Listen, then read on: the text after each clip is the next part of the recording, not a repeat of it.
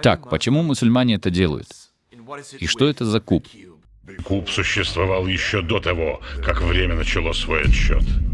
Согласно Мухаммеду, Кааба была построена Авраамом и Измаилом. Географически это не имеет никакого смысла. Это было более чем в 2000 милях от того места, где они находились. Нет никаких археологических свидетельств того, что они совершили это путешествие в Мекку, где находится Кааба, но так утверждает Мухаммед. Однако история говорит нам, что это было языческое место. Даже мусульмане не стали бы с этим спорить, и мусульмане даже не стали бы этого отрицать. Они искренне верят, что это мечеть. Однако она была осквернена язычниками и демонами. Но, конечно же, Мухаммед очистил ее еще раз, как и все остальное в мире. Но, по крайней мере, такова была его цель. Я отвлекся. И история рассказывает нам больше об этом месте. Это был один из крупнейших торговых центров на Ближнем Востоке. Видите ли, Мекка была особенной, потому что вокруг этого черного ящика изначально находилось более 300 языческих идолов, и люди совершали туда паломничество, чтобы увидеть их и принести жертвы, восхваляя и даже изгоняя демонов во имя своих богов. Мне нужно передвинуть камеру из-за солнца.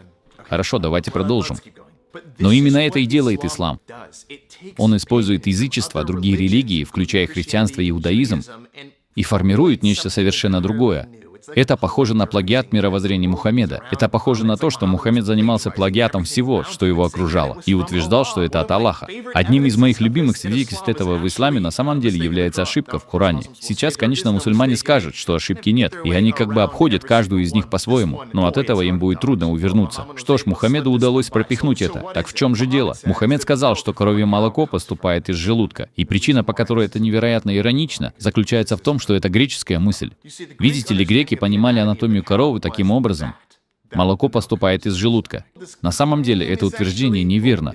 И по мере того, как наука продвигалась вперед в своих исследованиях, мы узнали, что молоко поступает не из желудка коровы. Но у меня есть еще один стих, еще более безумный. Мухаммед утверждает, что знает, как рождается ребенок, как формируются его мышцы и ткани.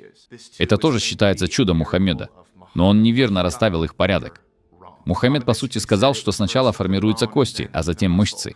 Но они формируются одновременно. Теперь мы знаем это благодаря науке. Но в Экклесиасте об этом говорится в главе 11, стихе 5. «Как ты не знаешь путей ветра и того, как образуются кости в чреве беременной, так не можешь знать дело Бога, который делает все». Я не часто цитирую это место, но в том, что оно есть в Библии, есть невероятная ирония. И я использую верную герменевтику, чтобы опровергнуть ислам. Не знаю, но то, что там так написано, довольно интересно.